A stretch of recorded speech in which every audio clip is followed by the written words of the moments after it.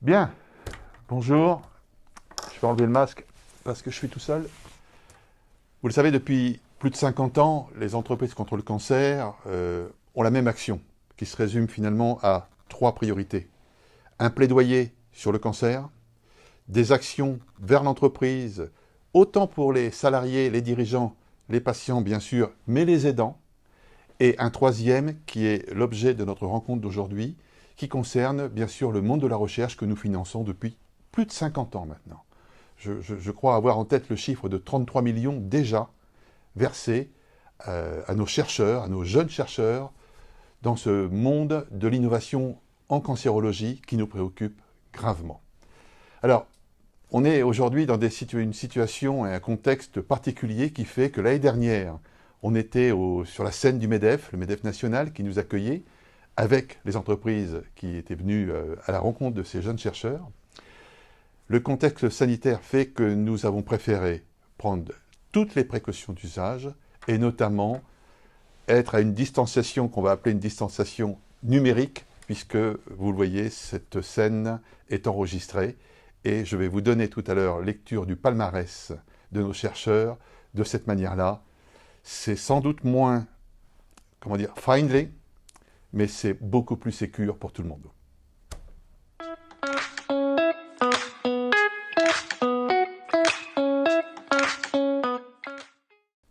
Alors, sans plus attendre, je vais vous donner lecture des 15 candidats qui vont chacun recevoir un chèque de 20 000 € pour leur subvention. Alors, il y en a 15, vous restez bien avec moi, je pars avec le premier.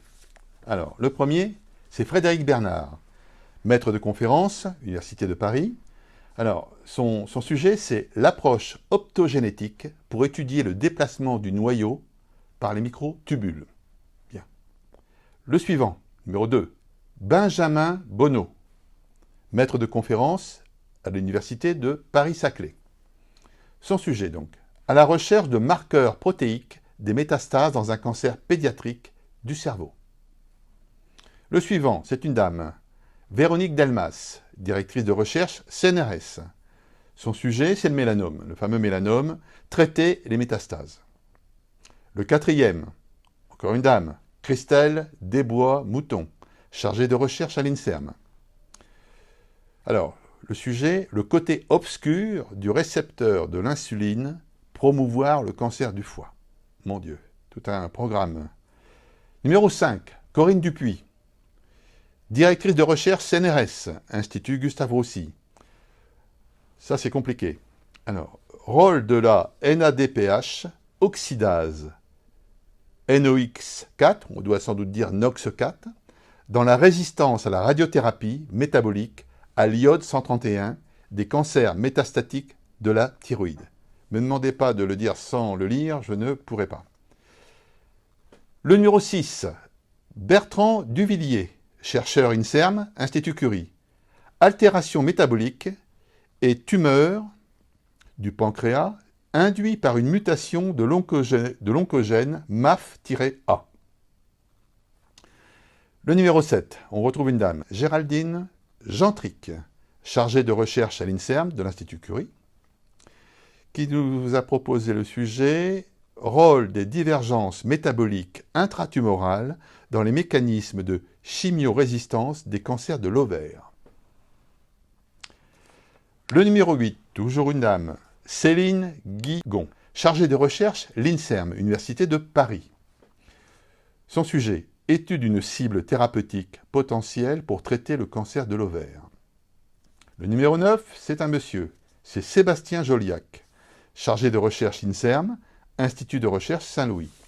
Son sujet, ouvrir la voie vers un nouveau traitement efficace des cancers métastatiques. À suivre, le numéro 10, Delphine Javelot, chargée de recherche INSERM à l'Institut Curie. Alors là, il y a des lettres. GLI2/DNA-PK, alors on pourrait dire GLI2/DNA-PK. Une interaction protéique à cibler pour de nouvelles stratégies. Numéro 11, Mehdi Khaled, chargé de recherche INSERM à l'Institut Gustave Roussy. qui nous a proposé une recherche sur une méthode innovante permettant d'identifier des cibles thérapeutiques contre le mélanome métastatique. Le numéro 12, Sébastien Léon, directeur de recherche CNRS, qui a comme sujet comprendre le mécanisme de résistance des cellules à une molécule anticancéreuse. Le numéro 13, une dame, Béatrice Romagnolo, directrice de recherche INSERM à l'Institut Cochin, qui nous donne ce sujet, régime de restriction calorique, allié pour lutter contre la toxicité intestinale induite par la chimiothérapie.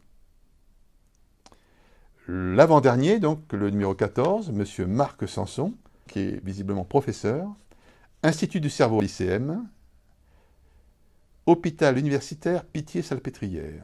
Alors, son sujet, une liaison dangereuse entre cellules de gliome et cellules immunitaires. Deux points, le D2HG.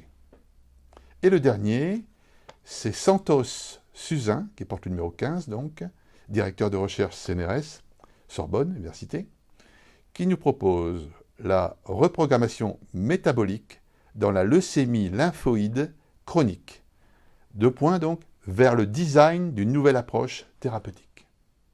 Voilà les 15 candidats qui, chacun, vont recevoir un chèque de 20 000 € au titre d'une subvention qu'ils méritent amplement. Alors, bravo à tous pour ces ambitions, ces projets que nous finançons à la hauteur de nos moyens. Mais vous savez, on est toujours très fiers de pouvoir vous aider par ces chèques de 20 000 € chacun, cette fois-ci encore, pour avancer. Bien sûr, bravo aussi au jury qui a permis de sélectionner ces 15 candidats. Et je vais tous vous demander de rester en ligne, comme on dit, car on va retrouver chacun des chercheurs dans un live, un Facebook Live, où, comme ils ont commencé à en prendre l'habitude, ils vont pouvoir vous expliquer mieux que moi je ne le fais, parce que vous avez vu comment je bute sur les titres des projets. Ils vont vous expliquer avec leur vocabulaire, avec leur passion qui les anime, ce qui fait qu'ils avancent dans ce monde de la recherche. Bravo! Et moi, je vais vous dire à l'année prochaine, dans de meilleures conditions, je l'espère, parce que pour le moment, on garde son masque.